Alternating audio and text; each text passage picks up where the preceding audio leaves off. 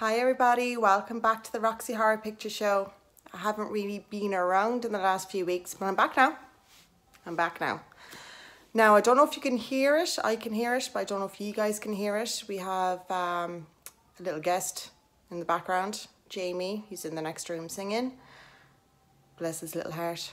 So, I don't know how long he's going to be there in the background, but he's going to be there singing, if you guys can hear it. Anyway. So today is literally going to be another murder story. I know, another one, but that is my channel. If you don't like it, you know what you can do. So guys, this one is about Thomas Murray, Willie Mannion, and also about Nancy Nolan. It's a big one. Buckle up guys, and I hope you're ready.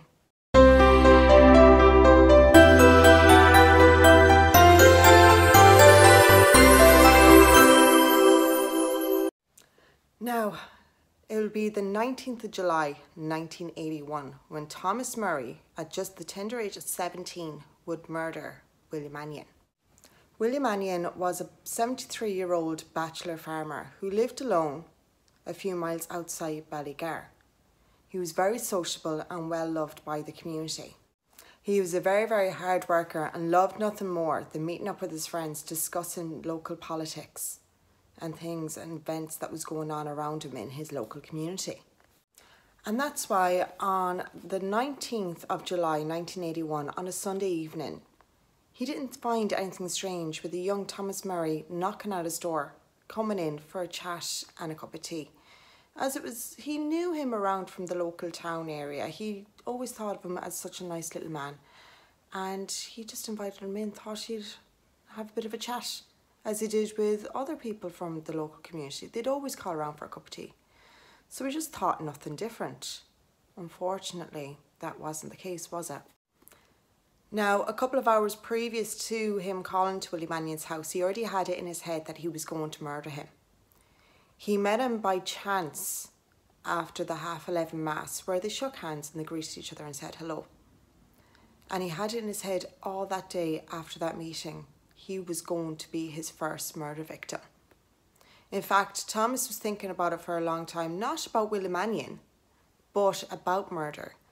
In fact, he robbed a house, and when he robbed that house, he took a knife and he hid it in the local field, knowing that that was going to be his murder weapon. Thomas was always a little bit troubled. In school, he was known for picking on boys, stabbing on his classmates with a compass needle. He also got a little bit freaky and a little bit weird with a girl that he fancied. He went a bit OTT, sending her a lot of vulgar letters, thinking that's what she'd want to hear. Well guys, let me tell you, see all them little dick pics and all that you guys send around? Just a little side note. No, we do not find that attractive. Why would we? No. So there's the little side note there, and that's where Thomas was messing up. No, he did not send a picture of his dick or his penis or his member or whatever way you'd like to call it. But he was sending very vulgar, intimidating messages. And, well, by letter, and she didn't much appreciate it. And the guards did get involved. They gave him a warning, a bit of a slap on the wrist. But unfortunately, they should have done more than that, because that might have prevented Willie's murder. Thomas Murray went to that field. He fetched the knife. He called to Willie's house, and like I says, Willie invited him in. Sat down, had the cup of tea, and then all of a sudden he jumped across the table, lunged at him, and stabbed him numerous times in the neck and the face. And also there was a lot of stab wounds in his hands where he was trying to defend himself. Now, unfortunately, Willie didn't have a quick death. He didn't die there and then. He bled to death by 2 fatal stab wounds into the jaw, and it took hours for him to pass.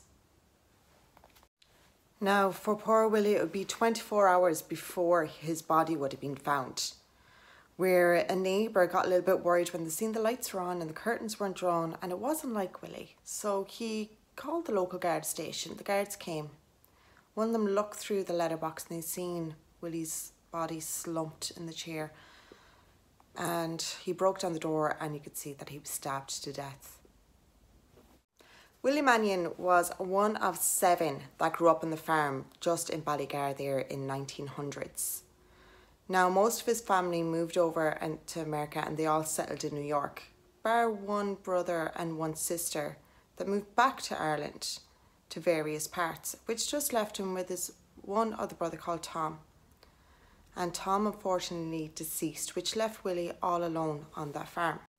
His closest remaining surviving relative in Ireland was his nephew. And his nephew couldn't believe what happened. In fact, I have here what he said in a recent interview about it. My mother Mary was Willie's only sister. She had already passed away when my uncle was murdered. At the time of the murder, Willie's closest relatives in Ireland were his brother Frank, who worked as a teacher in Dublin, and myself in Athlone. I remember in July 1981, I was on a day off and headed to Sligo with a friend of mine who was getting married. We were driving along listening to some country music station when we switched over to get the news. The lunchtime news came on and there was a headline saying a Willie Mannion has been found murdered in Ballygar, County Roscommon. The headline should have read County Galway and not Roscommon, but all the other information was accurate. My friend Brendan asked me if that was my uncle, and I remember sitting there shocked and just saying, it has to be. This was long before the era of mobile phones, so we had to drive on to Tubbercurry, and Brendan went to his solicitor's office and rang a Garda he knew in Ballygar and confirmed it was my Uncle Willie. My other Uncle Frank was totally shattered by the murder. He only passed away in the late 1900s, in the late 1990s at aged 84. He had attended the whole of the murder trial back in 1982 and he found it all very upsetting. Well, why wouldn't he? It was his brother. Mike Geraghty tells me there was some satisfaction in knowing his uncle's murderer had been caught. Now, Michael Geraghty was the name of the nephew. I grew up close to Ballygar, but I didn't know Thomas Murray. He would have been younger than me. I didn't really recognise him when I saw him during the trial in 1982.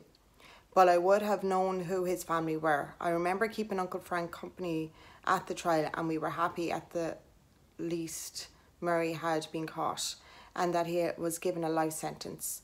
We thought that's what he deserved. We thought he would serve a full life sentence. I mean, that's what the sentence was and that's what we all thought it meant. But I have to say, when I heard about the murder of Nancy Nolan, I immediately thought of Thomas Murray, and when I heard he'd been out of prison at the time, I knew it had to be him. What happened to my uncle was a tragedy, but what happened to Mrs. Nolan is truly disrespectful and despicable. I remember her husband Tom taught me in Ballygar School. He was a lovely man. I have to ask, after carrying out such a terrible and unprovoked attack on my uncle, how could Thomas Murray have been in the position to murder a second time? Now, like that said there, Thomas Murray got life for Willie Mannion.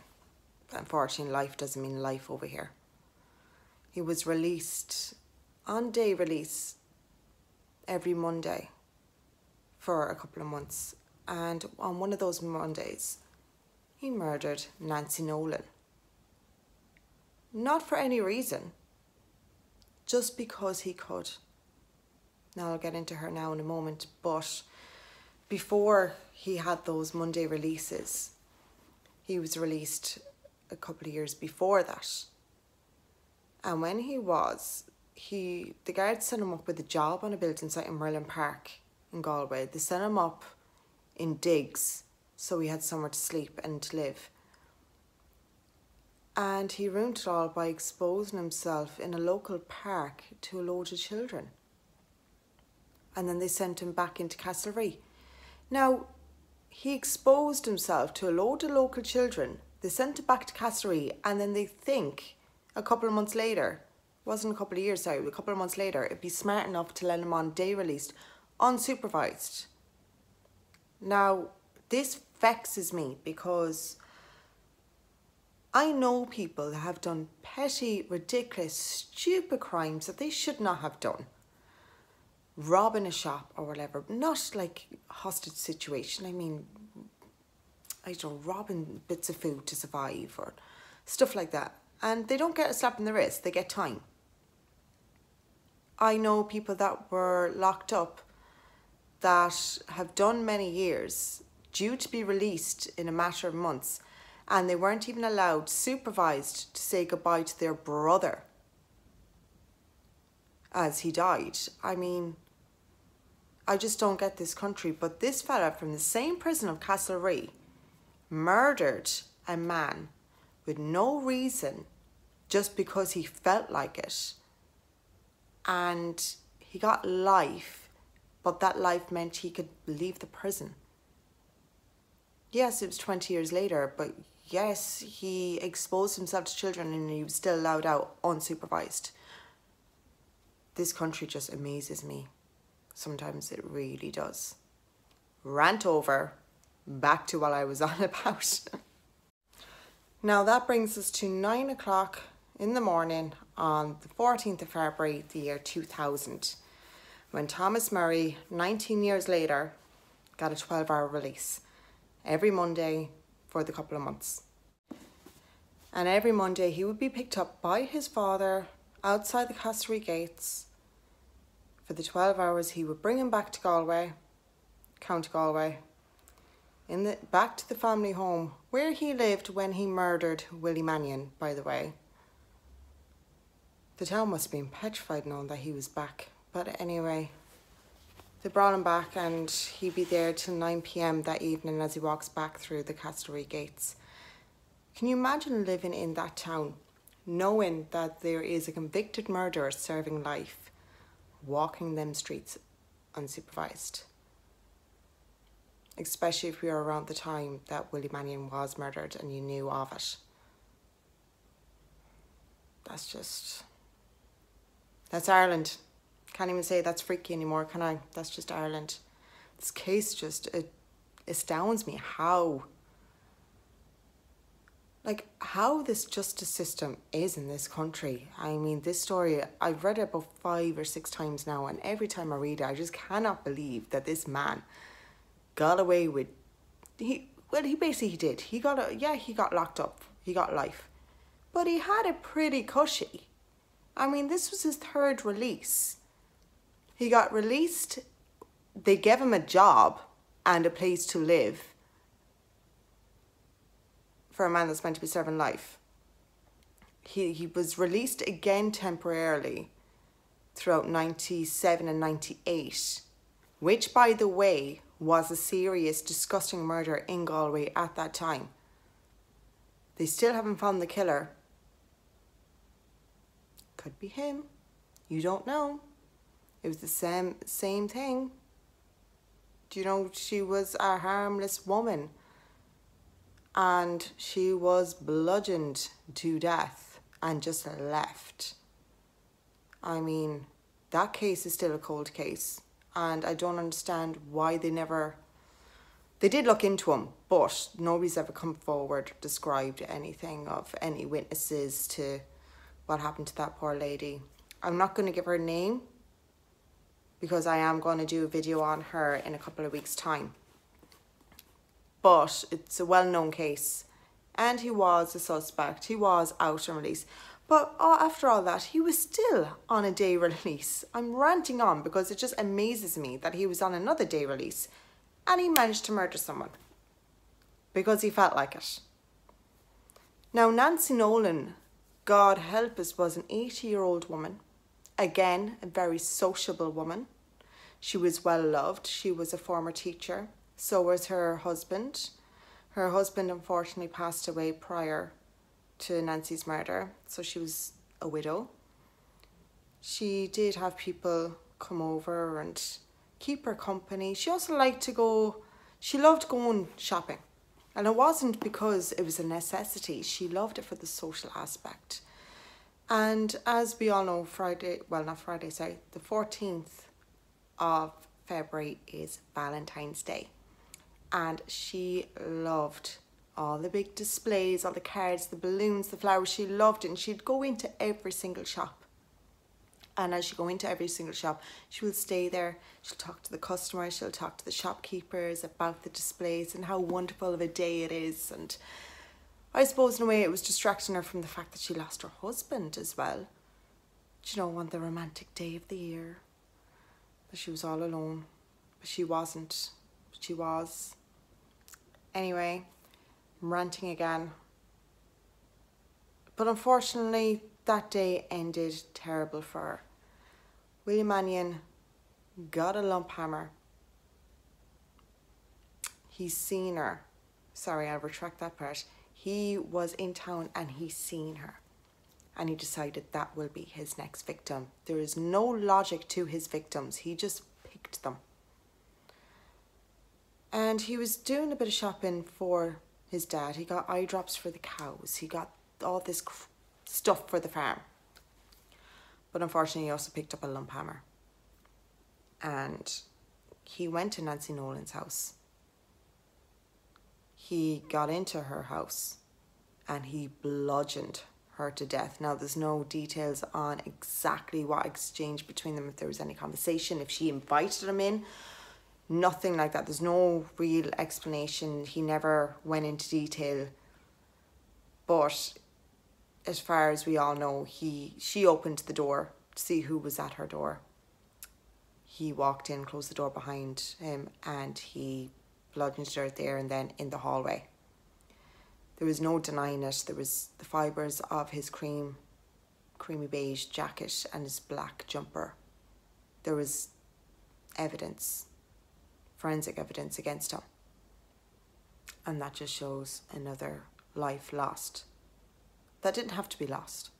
She didn't have to die. But again, the authorities let him out after murdering Willie Mannion, and this was meant to have been a life sentence. Anyway. Now, for some strange reason, after Willie murdered Nancy, he took her glasses. Now, that was a bit strange.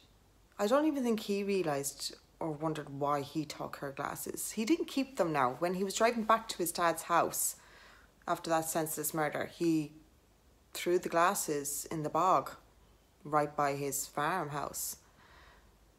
And he went back and acted like nothing happened. His dad brought him back up to Castlereagh and he put himself back in after his 12-hour release.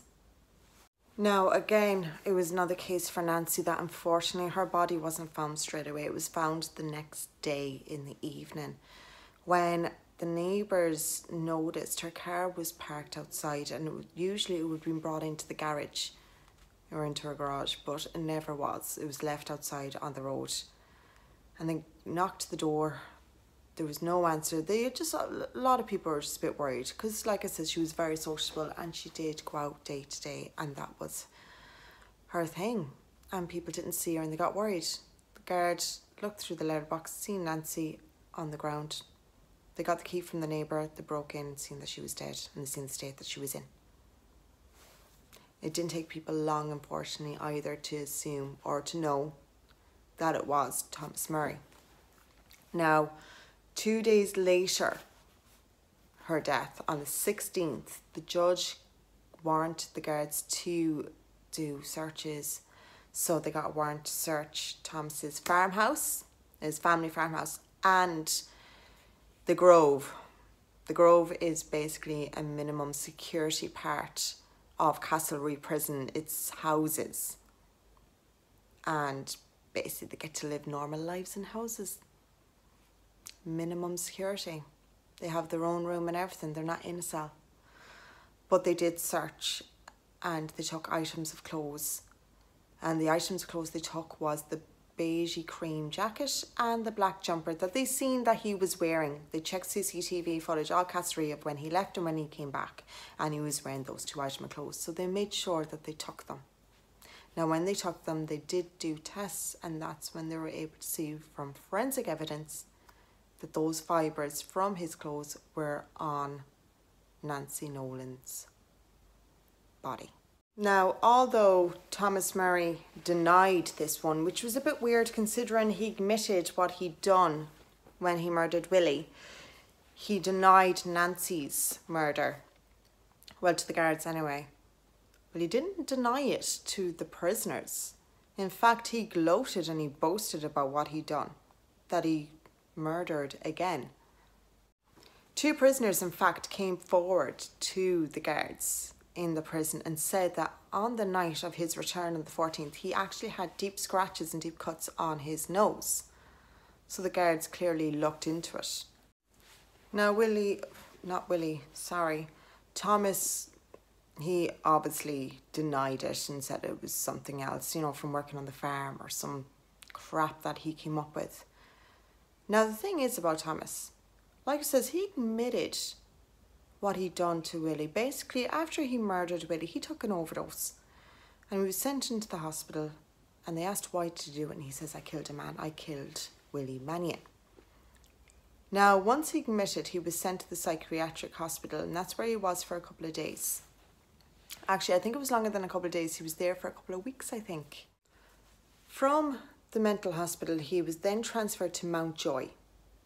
And then after Mountjoy, he went to Arbor Hill and then Loughlin House. And after Loughlin House, he was then eventually transferred to Castlereagh. Although he could never give a valid reason to why he murdered Willie Mannion, the psychiatrist said that he wasn't mentally ill, that in fact Thomas Murray was very low intellect, whose personality bordered on psychotic even. And that's where it matched Nancy Nolan's murder, where it was a frenzied attack with no motive, just the power of knowing that they can kill and take away a life. That's all it was. There was no motive, no nothing, just knowing that they can easily just squeeze this life, bludgeon this life. I know it's horrible to stab this life, but knowing that they can do anything and just take life away from a person. And it was the same motive. It's sad really, isn't it? Someone actually asked me 2 weeks ago, we're on about psychotic murderers and serial killers and stuff like that, and someone just blatantly turned around and says, I can't believe people can wake up and just be like, yeah, I'm going to kill today. That can't happen, that's impossible. There's obviously something behind them. No, unfortunately, people do wake up and be like, yeah, I'm going to kill today. Now, no, they're not all there in the head. There is obviously something deeply, deeply disturbing and wrong with them. But unfortunately, that is what happens in this world. People they either crack under pressure, or they simply, like Thomas Murray, wake up and kill people.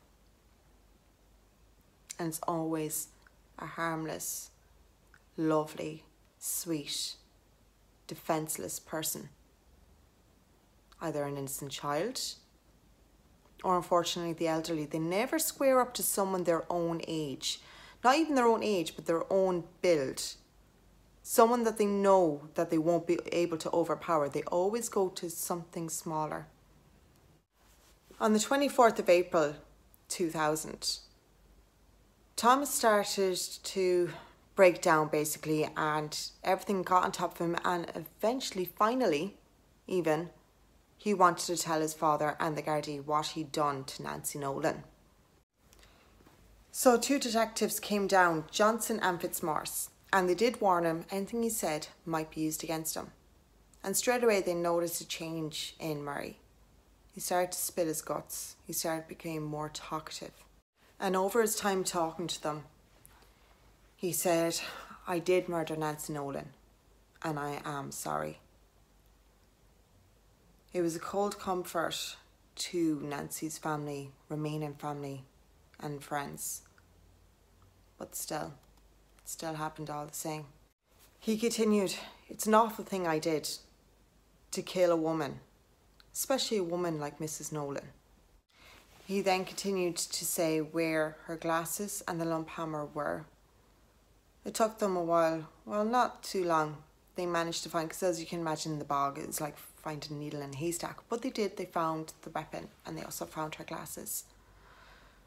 Now, he didn't go into detail in what actually happened, but the 2 detectives do believe that he had a lot more to say. In fact, one of them said, and I quote, I think when Murray got Detectives Johnson and myself to visit him in prison, he had somehow changed. For just a short time, the killer within him was replaced or overshadowed by a man isolated and alone and trying to do the right thing. For once in his life, by the time he had made his jailhouse confession, other prisoners were looking at him and openly wondering if he could be the person who had murdered Nancy. While he was protected in a sense from the public gaze and being back in Castlereagh, he was under a lot of scrutiny from fellow prisoners and the prison officers. His father was visiting him in prison throughout February and March and into April, and Murray must have realised that his Mondays home in Ballygar were over forever. I would describe Murray as being of a low intellect, but he could be cute sometimes. In a sense, when he told the Gardaí he wanted to give the whole thing up, he had come to realise that the game really was up, and that while it might take months or years, eventually detectives would find the murder weapon he had hidden close to his house. I think Murray felt it was in his own interest to admit what he had done and to say that he was sorry for what little that was worth and get on with the prison life. But I think there was a lot more he could tell, especially about a particular unsolved attack near Galway City in '97. And I think in the time he will indeed tell all that he knows, because the game is up now for Tommy Murray. And coming clean would only help everyone, including himself. Now, like it says at the end of that, that is about a murder that I will go on about in a couple of weeks' time that happened back in '97. Wait until you hear this story. It's a very, very, very sad story that has never been solved. And I think he could be behind that one. Now, as you can imagine, back in Ballygar, everybody was raging and disgusted with the authorities. The fact that this could have happened to Nancy. And it didn't need to happen. There was people going on about how they were horrified to know that he was walking around the streets, but they just had to deal with it. And others were thinking, why should they have had to deal with it? They shouldn't have. He deserved more than what he got. But unfortunately, no, he had a soft life. And people now are probably going to comment under this video and be like, how do you know prison's not hard with it? Irish prisons are soft. Let me tell you. Unfortunately, I have and had family members in and out that have gone down the wrong path, and now they're doing very well. They are. But let me tell you, not one of them comes out to me and tells me that they had it hard or they had it tough. And it's not them bragging. Irish prisons are not like American prisons, unfortunately, or even English prisons. And in this country, like I said earlier, you will get more than a slap in the wrist for robbing food to feed yourself than you would for raping or murdering people in this country. It's disgusting. Everything is just so backwards in this country. And they go by your name. They don't go by what you've done. That's even worse. Any Joe Soap across the road there could go out there now, just because his name isn't known, rape or murder, or even, God forgive me, it's horrible to say, but rape a person and get a slap on the wrist and a suspended sentence. Whereas where a family name could be known to the guards, due to no fault of their own, that they'd have nothing to do with that, it's just a name. They'll go in and rob something to feed themselves and they'll get 3-4 years. How does that make sense? And like I said, in Ballygar, it was the same. Everybody was raging. In fact, one woman turned around and she was on about Willie Mannion. She said, Willie Mannion was a lovely man, very gentle, the sort that would stop to chat to anyone. I can well imagine him putting on the kettle and inviting Murray in for a chat and a cup of tea. Willie was a man without an ounce of badness in him, and those of us who remember him miss him dearly. But there are many people living in Ballygar now who weren't around in 1981, or who were too young to remember the murder. I remember I almost fainted when I heard how my own son given Thomas Murray a lift into Galway. A few years before Murray murdered Nancy Nolan, my son had heard of Murray and the murder of Willie Mannion, but he wouldn't have known Murray. So he gave a lift to this man hitching outside the village. He only realised who it was sometime later. For all we knew, Murray could have had a hammer or any other kind of weapon with him when my son gave him that lift. Those of us who remembered how he attacked Willie Mannion knew Murray was always going to be a danger. I mean, how could you ever trust him after something like that? But there was also a feeling that maybe the authorities knew that what they were doing. Surely what we had thought anyway. Nancy Nolan was in the wrong place at the wrong time, and it was so sad. It could have been me or any other elderly person around here, or maybe he would have attacked children. It's awful what happened to Willie and Nancy, and none of us will ever be the same after it. The worst part about that is that woman is going on about like, yeah, he could have attacked her son. But to say that, no, I'm not saying about this woman's feelings, but to say that Nancy was in the wrong place at the wrong time. No, she wasn't. She was at home. In her own home. She wasn't in the wrong place at the wrong time. Thomas was in the wrong place. He shouldn't have been out.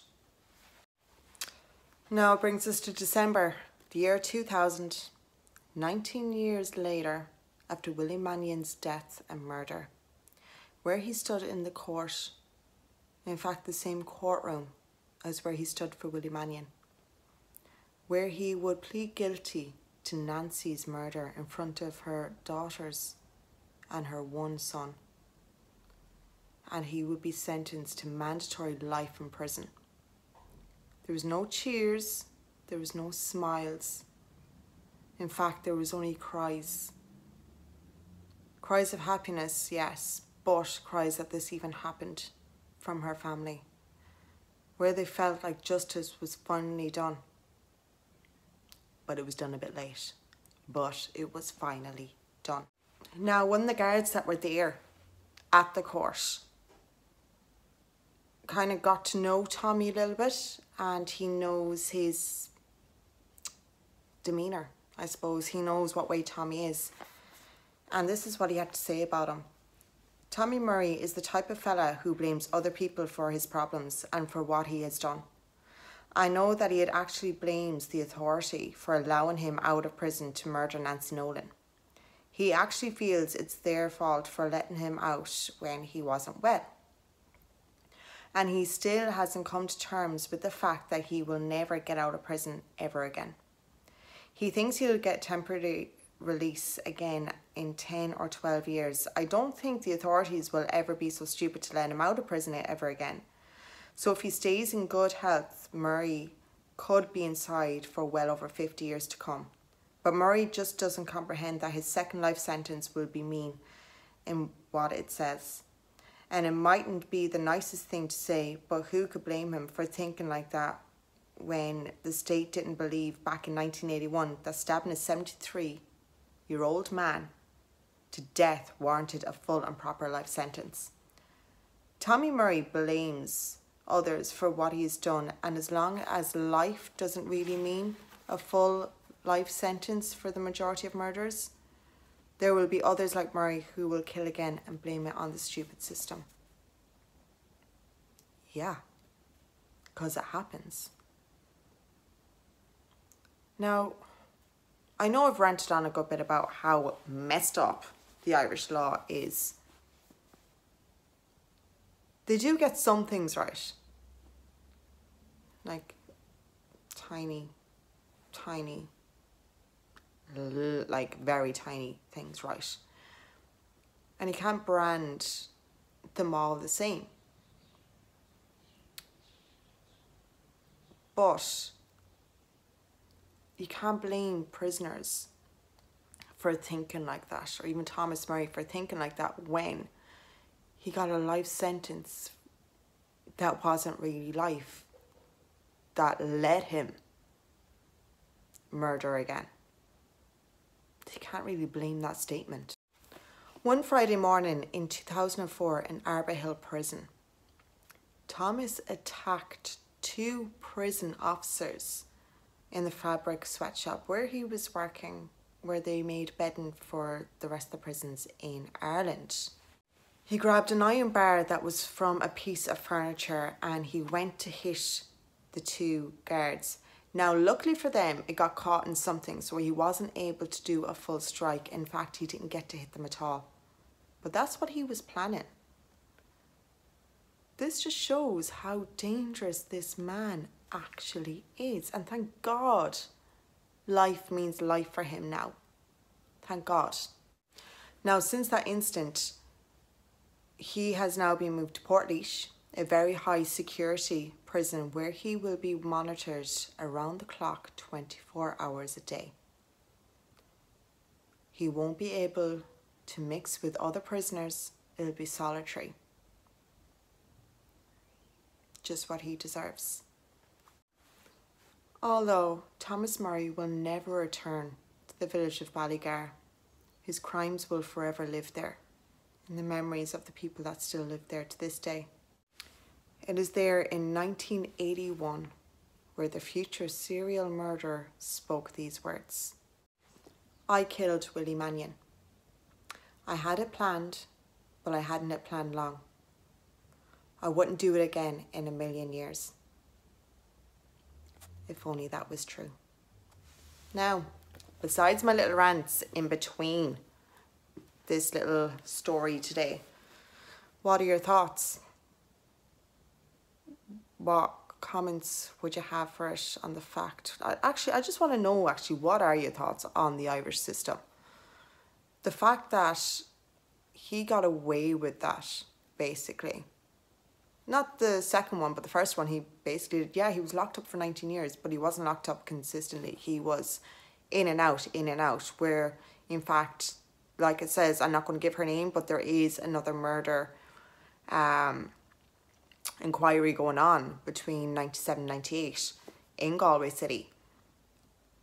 So he wasn't locked up consistently for the 19 years, and he doesn't seem to have had a hard either. He was living in the Grove. Basically a rented house that you just be careful you don't get into trouble. Well, I'm sorry.